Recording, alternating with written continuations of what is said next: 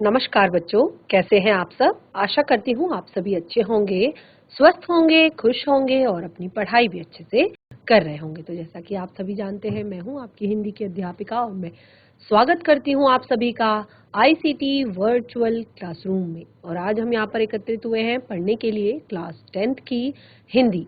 Class 10th की हिंदी में हम पढ़ रहे थे अपनी पाठ्य पुस्तिका क्षितिज भाग 2 का चैप्टर 1, जो कि काव्य खंड से लिया गया है और जिसका नाम है सूरदास के पद। तो जैसे कि चैप्टर का नाम ही है सूरदास के पद, तो ये पद सूरदास जी द्वारा लिखे गए हैं जो कि कृष्ण के विषय में है। और आपने देखा ये जो पद यहाँ पर दिए गए हैं, ये पद भ्रमर गीत के नाम से प्रचलित हैं।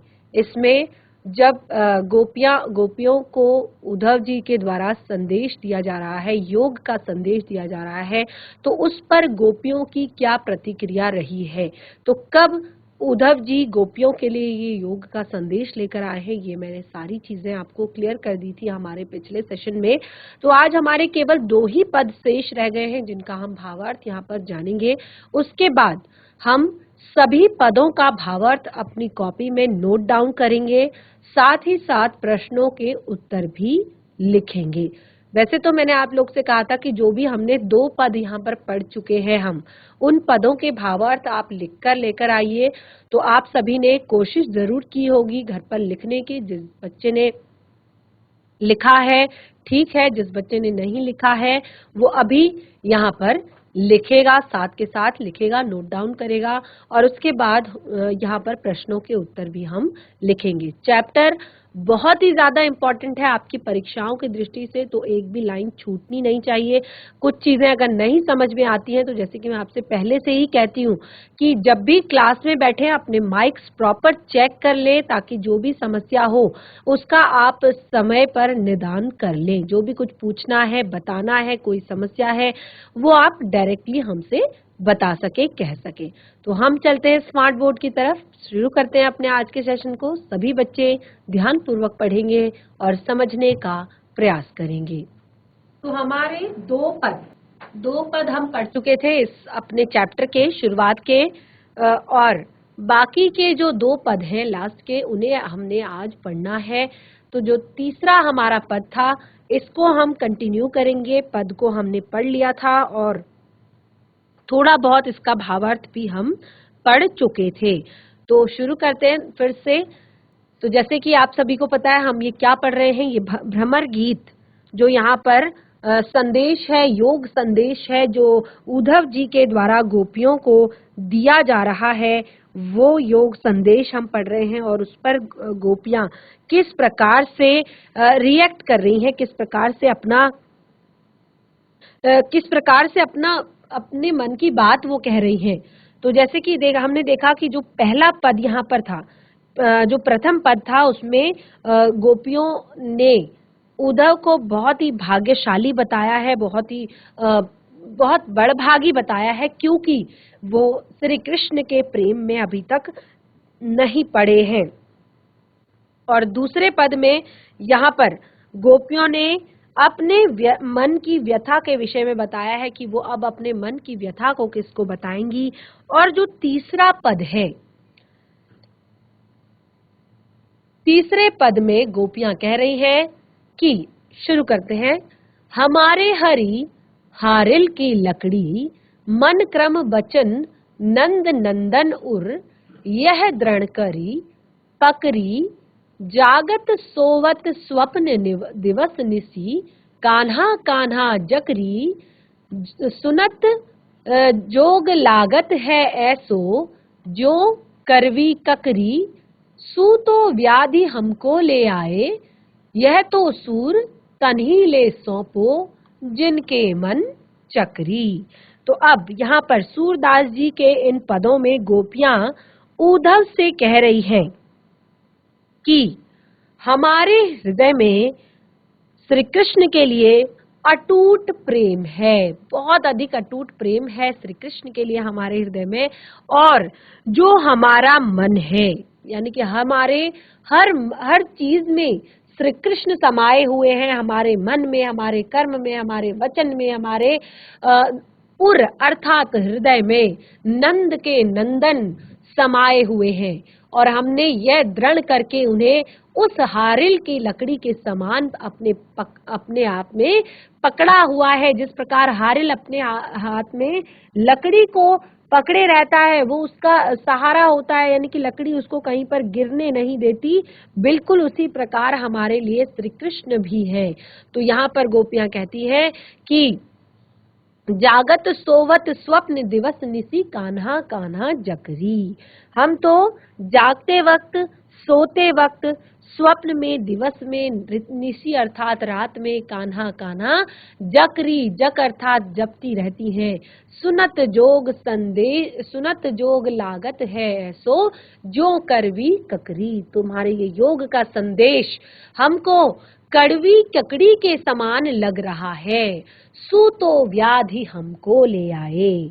अब यहाँ तक क्या कहती हैं कि हम तो दिन रात कान्हा कान्हा जपते रहते हैं और तुम ये जो योग का संदेश हमारे लिए लेकर आए हो, ये योग का संदेश हमें कड़वी ककड़ी की तरह लगता है। यानी कि जब भी, जैसे कि मैंने आप लोग को बताया कि जब भोजन करते करते हम सलाद खाते हैं साथ में, तो हमारे मुंह में अगर कड़वी कोई चीज आ जाती है, कड़वी अगर ककड़ी आ जाती है, कड़वी कोई चीज आ जाती है, तो हम क्या करते हैं, तुरंत उसे मुंह से निकाल देते हैं। तो वही गोपियां यहाँ पर कह रही हैं कि आपके लिए हमारा ये जो हमारे लिए जो आपका ये योग संदेश है, ये उसी कड़वी ककड़ी के समान है जिसको हम ग्रहण नहीं कर सकते। सू तो व्याधि हमको ले आए, देखी सुनी न करी। और तुम व्याधि अर्थात बीमारी, तुम ऐसी ये नई बीमारी हमारे लिए कहाँ से लेकर आ गए, जिसको हमने कभी न देखा है, कभी न सुना है। हमें ऐसी व्याधि हमें नहीं चाहिए, ऐसा रोग हमें नहीं चाहिए, क्योंकि हम पर तो श्री कृष्ण के प्रेम का रोग लगा हुआ है। तो हम ये नई व्याधि अपने सिर नहीं लेना चाहते। हमने ऐसी व्याधि न तो कभी देखी है, न ही कभी सुनी है। यह तो सूर तन्ही ले सौंपो जिनके मन चक्री। तो सूरदास जी कहते हैं कि गोपियां इस प्रकार से कहती हैं कि हे उद्धव, ये बीमारी, ये योग संदेश तुम उन्हीं को दो जिनके मन चक्री, अर्थात चक्री का अर्थ होता है चंचल, जिनके मन चंचल हैं। चंचल अर्थात हम तो केवल श्री कृष्ण में डूबे हैं, हमें और चीजों से कोई मतलब नहीं, हमें किसी भी चीज से कोई मतलब नहीं है। लेकिन संसार के जो व्यक्ति हैं, इनके मन बहुत ज्यादा चंचल हैं। ये आज एक चीज में मन लगाते हैं तो कल दूसरी चीज में मन लगाते हैं, कल तीसरी चीज में मन लगाते हैं, कल चौथी चीज में मन लगाते हैं। अर्थात इनको संतुष्टि नहीं होती है। ये हमेशा अपने लिए कुछ न कुछ नई चीजें चाहते हैं, अपने लिए कुछ नई चीजें ये करते रहते हैं। तो ऐसे लोगों को ये योग का संदेश दो जिनके मन चंचल हैं, जिनके मन एक जगह स्थिर नहीं हो पाते। तो योग का तो उन्हीं के लिए सही है, योग उन्हीं के लिए सही है जो बहुत ज्यादा चंचल व्यक्ति हैं। हमारा योग किसी काम का नहीं है। अगली पंक्ति में अगला पद पढ़ते हैं। हरि है राजनीति पढ़ी आए, समुझी बात कहत मधुकर के समाचार सब पाए। एक अति चतुर हुते पहिले ही अब गुरु ग्रंथ पढ़ाए, बढ़ी बुद्धि जानी जो उनकी जोग संदेश पठाए। ऊधो भले लोग आगे के परहित डोलत धाए, अब अपने मन फेर पहाई है चलत जूहुते चुराए। ते जो अनिति करे आपुन जे और अनिति छुड़ाए, राज धर्म तो यह सूर जो प्रजा जाहि न सताए। तो अब जब गोपियां श्री कृष्ण को यहाँ पर उद्धव को बहुत ज्यादा व्यंग उद्धव पर कर चुकी हैं, अपने मन की व्यथा उद्धव को बता चुकी हैं, और प्रेम का असली जो महत्व है वो उद्धव को बता चुकी हैं, श्री कृष्ण के प्रति अपना प्रेम जो है वो उद्धव को बता चुकी हैं। तो अंत में, अंतिम पद में गोपियां यहाँ पर श्री कृष्ण के वियोग में खुद को दिलासा दे रही हैं।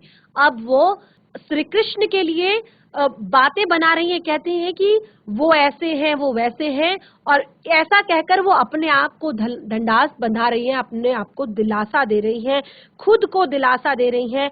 और सूरदास के माध्यम से गोपियां क्या कह रही हैं, सुनिए कि हरि है राजनीति पढ़ी आए, समुझी बात कहत मधुकर के, समाचार सब पाए। तो अब यहाँ पर उद्धव, जिन्हें कि भंवरा कहकर दर्शाया गया है, वो कहते हैं कि जो हे हरि राजनीति पढ़ी आए, समुझी बात कहत मधुकर के, समाचार सब पाए, एक अति चतुर हुते पहले ही, अब गुरु ग्रंथ पढ़ी आए। तो अब यहाँ पर गोपियां कहती हैं कि श्री कृष्ण अब राजनीति पढ़ चुके हैं। इससे पहले क्या था, यहाँ पर वो गोपियों के साथ खेला करते थे, नंद बाबा के गायों के साथ खेला करते थे, ग्वालों के साथ जंगल में गाय चराने जाया करते थे। और अब जब से वो मथुरा चले गए हैं, तो वहां पर उनको सबसे पहले शिक्षा ग्रहण करने के लिए गुरु के पास भेज दिया गया है। तो अब गोपियां कहती हैं कि हरि है राजनीति पढ़ी आए। हरि ने अब राजनीति पढ़ ली है। एक समुझी बात कहत मधुकर के, समाचार सब पाए। मधुकर अर्थात यहाँ पर भंवरा, उद्धव को भंवरा कहकर दर्शाया गया है। तो गोपियां कहती हैं हमें उद्धव की बात सुनकर, हमें मधुकर की बात सुनकर यही लग रहा है, उनका समाचार सुनकर यही लग रहा है कि अब हरि ने राजनीति पढ़ ली है, यानी कि अब वो राजनीति करने लग गए हैं। पहले उन्हें कोई मतलब नहीं था कि योग करो, जोग लो, ये करो, वो करो। पहले वो मस्त रहते थे और दूसरों को भी मस्त रखा करते थे, लेकिन शायद अब उन्होंने राजनीति पढ़ ली है। ये बात अब हमें समझ में आ चुकी है जब हमने मधुकर यानी कि एक उद्धव की बात को सुना है। तो क्या कहती हैं गोपियां कृष्ण के लिए, एक अति चतुर हुते पहले ही। एक तो ये पहले से बहुत चालाक थे, पहले से बहुत ज्यादा बदमाश थे, अब गुरु ग्रंथ पढ़ी आए। पहले से ही बहुत ज्यादा समझदार थे, पहले से ही बहुत ज्यादा चालाक थे, अब तो इन्होंने गुरु ग्रंथ पढ़ लिया है। क्या कहती है कि बड़ी बुद्धि जानी जो उनकी जोग संदेश पठाए, कि इनकी इस बढ़ी हुई बुद्धि का, इस ज्ञान से भरी हुई बुद्धि की भी दात देनी पड़ेगी कि अब ये हमें योग का संदेश पढ़ा रहे हैं, योग का संदेश दे रहे हैं। ऊधो भले लोग आगे के, परहित डोलत ढाए। तो कहती हैं कि ऊधो, उनसे जो यहाँ पर उनके अनुसार भले लोग आगे के आधे, परहित डोलत धाए, कि ये श्री कृष्ण पढ़ लिया होगा इन्होंने, बहुत बड़े आदमी बन गए होंगे, ये राजनीति पढ़ ली होगी इन्होंने, लेकिन हे उधो भले लोग के आगे परहित डोलत धाए। भले लोग तो वही होते हैं जो दूसरों की भलाई के लिए परिश्रम करते हैं, जो दूसरों की भलाई की बातें करते हैं, पर अब अपने मन फेर पाए ही, चलत जूहुते चुराए। कि ये गोपियों को अब ये बात समझ में आने लगी है कि यहाँ पर जो कृष्ण है, ऊधो भले ही अब अपने मन फेर पाए ही, चलत जूहुते चुराए। यानी कि जो उनके मन यहाँ पर श्री कृष्ण द्वारा चुरा लिए गए थे, श्री कृष्ण से यहाँ पर चुरा लिए गए थे, अब हमें इससे क्या होगा कि उन्होंने शायद ये बातें इसीलिए करी होंगी कि ताकि हम उन्हें भूल जाएं, हम उन्हें सब भूल जाएं। लेकिन ये बिल्कुल नहीं हो सकता। क्यों नहीं हो सकता? कि हमारा जो मन है वो योग करने से हमारा मन जो है वो हमें वापस मिल जाएगा, जो कि श्री कृष्ण यहाँ से जाते समय चुरा कर ले गए थे। वो मन हमें हमारा कैसे वापस मिल जाएगा जिसको श्री कृष्ण चुरा कर पहले ही ले गए थे। ते क्यों अनिति करे आपुन, जे और अनिति छुड़ाए। तो अब यहाँ पर क्या कह रही हैं गोपियां कि ये जो श्री कृष्ण, अब गोपियों को ये बात समझ में नहीं आ रही है कि जो श्री कृष्ण दूसरों को न्याय का पाठ हमेशा पढ़ाते थे, ते क्यों अनिति करे आपुन जो अनिति छुड़ाए, यानी कि जो हमेशा दूसरों से अन्याय छुड़वाते थे, जो दूसरों को न्याय का पाठ पढ़ाते थे, आज हमें समझ में नहीं आ रहा है कि वो खुद एक न्याय के देवता होकर इतना बड़ा अन्याय कैसे कर सकते हैं। तो अब क्योंकि गोपियां क्या कहती हैं, देखिए अगली पंक्ति में गोपियां क्या कहती हैं, राज धर्म ते है सूर जो प्रजा न जाहि सताही। तो सूरदास के माध्यम से गोपियां यहाँ पर क्या कह रही हैं, सूरदास के माध्यम से गोपियां कह रही हैं कि हे उद्धव, जो राजा होता है उसका परम कर्तव्य होता है कि वो अपनी प्रजा के सुख दुख का ध्यान रखे, वो प्रजा के प्रति जो उसके धर्म है, प्रजा के प्रति जो उसके कर्तव्य हैं, उनका पालन करे। लेकिन श्री कृष्ण तो यहाँ पर बिल्कुल उल्टा ही कर रहे हैं। राजा बनने के बाद वो बिल्कुल बदल गए हैं, वो बिल्कुल उल्टा कर रहे हैं। वो अपनी प्रजा का ख्याल रखने के बजाय वो अपनी प्रजा को दुख दे रहे हैं। उन्हें अपना कर्तव्य निभाना चाहिए, उन्हें गोपियों के समक्ष प्रस्तुत होना चाहिए और अपने दर्शन देने चाहिए, जिससे कि गोपियों के हृदय में जो विरह की पीड़ा है वो शांत हो जाए। तो इस तरह से गोपियां अपने मन की व्यथा को यहाँ पर उद्धव को बता रही हैं। और जैसे कि मैंने आप लोग को बताया, ये जो हमारा गीत है उद्धव भ्रमर गीत, ये यहाँ पर समाप्त होता है। इस गीत के हमने सारे पद यहाँ पर पढ़ लिए हैं और जैसे कि आपने देखा कि इसमें श्री कृष्ण के वियोग में गोपियां यहाँ पर स्वयं को दिलासा दे रही है और उद्धव को बहुत ही खरी खोटी सुना रही है। अगला अब पाठ से जुड़ा हुआ भावार्थ हम लिखेंगे और साथ ही पाठ से जुड़े हुए प्रश्नोत्तर भी हम करेंगे। बिल्कुल रेडी हो जाइए कॉपी पेन पेंसिल लेकर। जो भी बच्चे क्लास में बैठे हैं रेडी हो जाइए आप सभी कॉपी पेन पेंसिल लेकर, क्योंकि वैसे तो आप सभी को भावार्थ समझ में आ गया होगा, लेकिन क्योंकि भावार्थ लिखना बहुत ज्यादा जरूरी है, रफ कॉपी निकालिए चाहे फेयर नोटबुक निकालिए, नोट डाउन करना शुरू करेंगे फटाफट। भावार्थ नोट डाउन करेंगे, एक एक करके पद हमने यहाँ पर दिए हैं और साथ ही उनका भावार्थ भी हमने यहाँ पर दिया है, विभिन्न पदों का अलग अलग। और जैसे कि मैंने आप लोग को एक एक पद का भावार्थ बहुत ही अच्छे से क्लियर किया है, बहुत ही अच्छे से बताने का यहाँ पर प्रयास किया है, तो आप लोग को वैसे भी समझ में आ ही गया होगा। चलिए फटाफट लिखेंगे, पूरा नहीं लिखेंगे, भले ही पूरा पद नहीं उतारेंगे, जो भी चीजें आपको समझ में आई है वो आप नोट डाउन करते जाएंगे।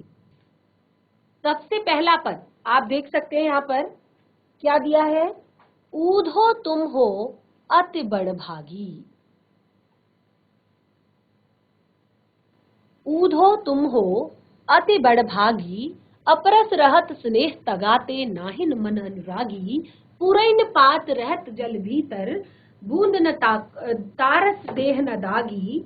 जो जल माही तेल की गागरी, बूंद न ताको लागी। प्रीति नदी में पाँव न बोरियो, दृष्टि न रूप परागी। सूरदास अबला हम भोरी, गुर चाटी जो पागी। तो इस प्रकार पूरा अगर नहीं लिखना है तो केवल आप शुरुआत के अक्षर लिखेंगे इस प्रकार से, ऊधो तुम हो, ठीक है। उसके बाद इस तरह से डैश डैश डैश करेंगे, फिर लिखेंगे गुर चाटी जो पागी। गुर चाटी चाटी जो पागी, ठीक है। इस तरह से आप पहला पद लिखेंगे, उसके बाद भावार्थ लिखना शुरू करेंगे। तो क्या है भावार्थ, बिल्कुल इस तरह से ही लिखेंगे कि इन पंक्तियों में गोपियां उद्धव से व्यंग करती हैं, उद्धव पर व्यंग करती है कि तुम बड़े ही भाग्यशाली हो जो श्री कृष्ण के पास रहकर भी उनके प्रेम से वंचित रह गए, उनके स्नेह से वंचित रह गए। तुम उस कमल के पत्ते के समान हो जो जल में डूबने से बचा रहता है, जल में रहता है लेकिन जल में डूबता नहीं है। जिस प्रकार तेल की गागरी को हम जल में भिगाएंगे तो उस पर पानी की बूंद नहीं ठहर पाती, ठीक उसी प्रकार तुम भी कृष्ण रूपी नदी में रहते हुए भी उसमें स्नान करने की बात तो दूर, तुम उसमें पांव भी नहीं डाल पाए। और इस प्रकार बिल्कुल तुम श्री कृष्ण के प्रेम से नहीं रंगे और अपने आप को कहती हैं कि हम तो भोली भाली गोपिकाएं हैं, इसीलिए हम उनकी प्रीति की ठीक ही उस तरह आकर्षित हैं जैसे चींटियां गुड़ के प्रति आकर्षित रहती हैं और हम उनके प्रेम में लीन हैं। तो बहुत ही आसान, बहुत ही सरल। आप लोगों ने अगर किया हो तो हैंड रेज करेंगे, हाथ खड़ा करेंगे। मैंने होमवर्क में दिया था, फटाफट हाथ खड़ा करेंगे जिस बच्चे ने इन दोनों पदों का भावार्थ लिखा अपनी कॉपी में। जिसने भी लिखा हाथ खड़ा करेंगे फटाफट। किसी ने भी नहीं लिखा और मुझे लगता है कि अभी भी नहीं लिख रहे हैं बच्चे। क्लास 10th के आप बच्चे हैं। मैंने बोला कि अगर आपको फेयर नोटबुक में नहीं लिखना है, कम से कम आप रफ नोटबुक में लिखेंगे, लेकिन कोई बच्चा नोट डाउन नहीं कर रहा है।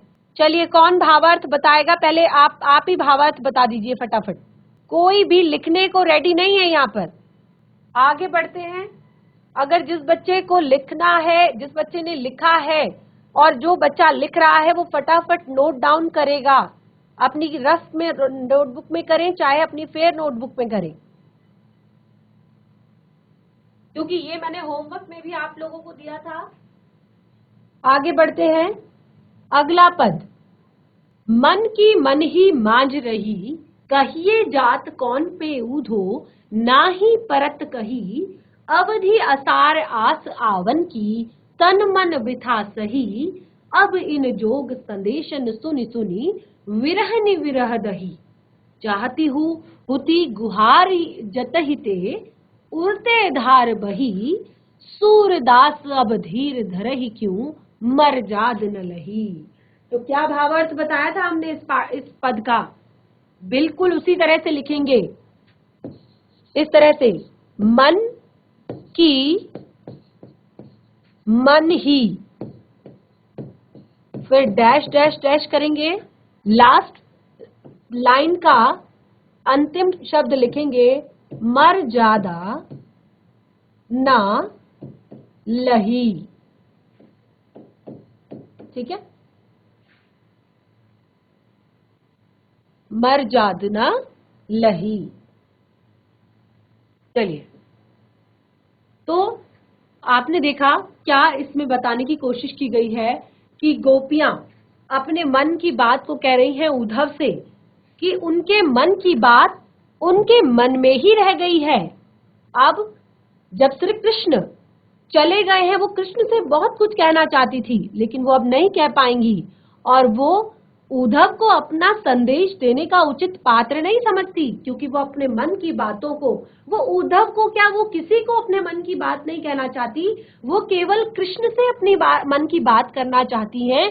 तो वो कहती हैं कि वो किसी और को संदेश नहीं भेज सकती और इतने समय में अब कृष्ण को लौट कर आना ही चाहिए था, क्योंकि अब तक हम अपने मन की आशा से कि कृष्ण आएंगे, ये सोचकर, इसी बात को आधार मानकर हम अपने तन मन की हर प्रकार की विरह को, हर प्रकार की व्यथा को सह रही थी कि वे आएंगे तो हमारे सारे दुख दूर हो जाएंगे। परंतु श्री कृष्ण हमारे लिए ज्ञान योग का संदेश भेजकर हमें और भी दुखी कर रहे हैं। वो हमें विरह की आग में और भी जलाने लगे हैं, यानी कि विरहन विरह दही, जो विरहन है, जो पहले से ही दुख झेल रही है, उसको और भी दुख दे रहे हैं, उसकी विरह को और भी बढ़ा रहे हैं, उसकी दुख की आग में उसको दुख, वो विरह की आग में और भी ज्यादा जलने लगी है। तो ऐसे समय में कोई भी व्यक्ति होगा, यानी कि जब भी कोई व्यक्ति दुख में होता है तो वो अपने रक्षक को पुकारता है, लेकिन गोपियां कहती हैं कि हमारे रक्षक तो आज यहाँ पर नहीं है और आज हमारे दुख का कारण भी वही है। हे उद्धव, हम धीरज क्यों धरें, कैसे धरें, क्योंकि हमारी आशा का एकमात्र तिनका अब डूब चुका है। प्रेम की मर्यादा है कि प्रेम के बदले प्रेम दिया जाता है, पर श्री कृष्ण ने हमें धोखा दिया है। श्री कृष्ण ने हमारे साथ छल किया है। उन्होंने इस लोक मर्यादा का उल्लंघन किया है। कौन सी लोक मर्यादा कि प्रेम के बदले प्रेम ही दिया जाता है। तो गोपियां जब श्री कृष्ण से इतना ज्यादा प्रेम करती हैं, तो गोपियां आशा रखती हैं कि कृष्ण भी उनसे उतना ही प्रेम करें। तो गोपियां कहती हैं कि आज कृष्ण ने हमें योग का संदेश भेजकर, हमें योग का ये संदेश भेजकर हमारी विरह की आग को और भी ज्यादा बढ़ा दिया है। हमारे दुख की हमारा जो दुख है उसको और भी ज्यादा बढ़ा दिया है। हमें धोखा दिया है सरासर और लोक मर्यादा का उल्लंघन किया है। तो सभी बच्चे नोट डाउन कर रहे होंगे। बहुत ही इजी है बच्चा, बहुत ही सरल है। अगर आप ध्यान पूर्वक सुनेंगे, समझेंगे तो बहुत ही ज्यादा सरल है। यस, फटाफट नोट डाउन कीजिए।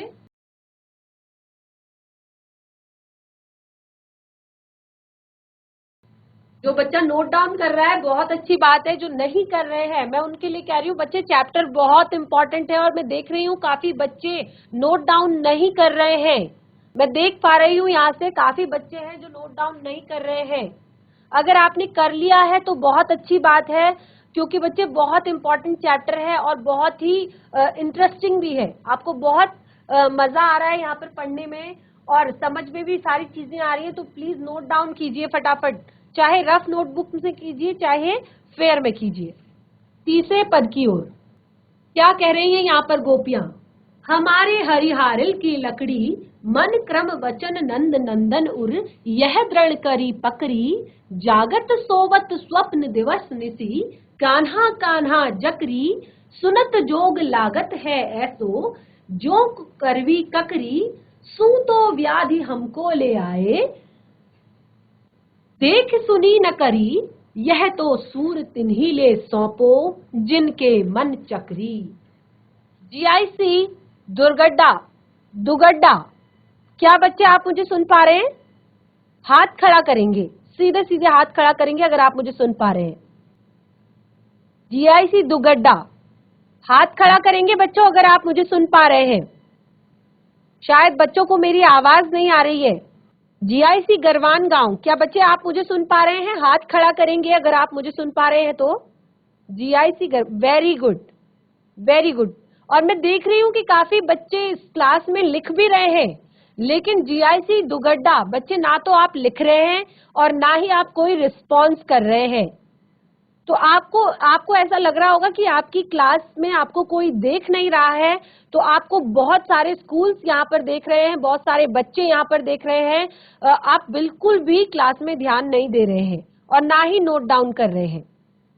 जीआईसी गरवान गांव, कोई भी एक बच्चा अगर आप मुझे सुन पा रहे हैं तो बच्चे अगर आप चाहते हैं कि आप इस पद का अर्थ बताएं तो कोई भी बच्चा हाथ खड़ा करके माइक ले सकता है और फटाफट यहाँ पर से बोलेगा। चलिए फटाफट। गर्ल्स भी हैं काफी क्लास में और मुझे पता है बहुत अच्छे बच्चे हैं, बहुत देर से मैं देख रही हूँ लिख रहे हैं, नोट डाउन कर रहे हैं। माइक ले लीजिए बच्चा। और जैसे कि मैं बार बार आप लोगों से कहती हूँ, बिल्कुल शर्माने की, घबराने की, डरने की जरूरत नहीं है। कोई आपकी पिटाई नहीं करने वाला, कोई भी आपको कुछ कहने वाला नहीं है। बस आपको कितना समझ में आया चैप्टर से, क्या आपने सीखा। चलिए फटाफट माइक ले लीजिए। जीआईसी गरवान गांव, अगर आप मुझे सुन पा रहे हैं माइक ले लीजिए बच्चा। वेरी गुड, बहुत अच्छे। प्रॉपर ऊपर की तरफ ऑन करेंगे माइक को प्रॉपर ऊपर की नहीं, आपकी आवाज नहीं आ रही है, ऊपर की तरफ ऑन करेंगे। नहीं बच्चे आपकी आवाज नहीं आ रही है। एक बार फिर से माइक को ऑफ करके प्रॉपर ऊपर की तरफ ऑन करेंगे। जैसे कि मैं आप लोगों से पहले ही कहती हूँ कि क्लास में बैठने से पहले अपना माइक प्रॉपर चेक कर लीजिए। कोई और स्कूल, कोई और बच्चा? बहुत अच्छे बच्चे हैं, लिख रहे हैं। बहुत इजी है बच्चा, भावार्थ बहुत ही ज्यादा सरल है, बहुत ही ज्यादा इजी है। अगर आप लोगों ने क्लास में ध्यान पूर्वक सुना होगा तो आपको समझ में आया होगा। इसको कंटिन्यू करते बच्चे। आपकी आवाज नहीं आ रही है, आपकी आवाज नहीं आ पा रही है बच्चे। आपकी आवाज नहीं आ रही है। मुझे पता है आप कहना चाहते हैं, बताना चाहते हैं, लेकिन आपकी आवाज हम तक नहीं आ पा रही है। चलिए कोई बात नहीं। आपने आपने कोशिश की, आप कोशिश कर रहे हैं बताने की, यही बहुत बड़ी बात है। मैं नेक्स्ट टाइम से जो नेक्स्ट आपकी क्लास होगी तो उसमें आप अपना माइक प्रॉपर पहले से चेक करके रखिए। अपने माइक को चेक करके रखिएगा पहले से। तो ये आपने यहाँ पर जो भी बच्चे नोट डाउन कर रहे हैं वो नोट डाउन कर रहे होंगे साथ के साथ। इसी तरह से नंबर 4 जो हमारा है इसको भी नोट डाउन कीजिए साथ साथ। तो बच्चे आज हमने यहाँ पर भावार्थ भी आप लोगों को लिखवा दिया है और काफी बच्चे नोट डाउन कर रहे थे। जिन्होंने नहीं किया है वो घर पर कोशिश करेंगे, अपने आप लिखने की कोशिश करेंगे। और हाँ, जब हमने यहाँ पर भावार्थ लिख चुके हैं तो इस पाठ से जुड़े हुए प्रश्नोत्तर भी हमारे पास है यहाँ पर, और आप लोग कोशिश करेंगे पाठ के प्रश्नोत्तर लिखने की। नेक्स्ट जो हमारा सेशन होगा, सबसे पहले आप लोगों से क्लियर किया जाएगा कि आप लोगों ने प्रश्न उत्तर कर लिए हैं या नहीं किए हैं। अगर आपने प्रश्न उत्तर नहीं किए होंगे तो सबसे पहले हम प्रश्न उत्तर आप लोगों को कराएंगे, क्योंकि चैप्टर बहुत ज्यादा इंपॉर्टेंट है।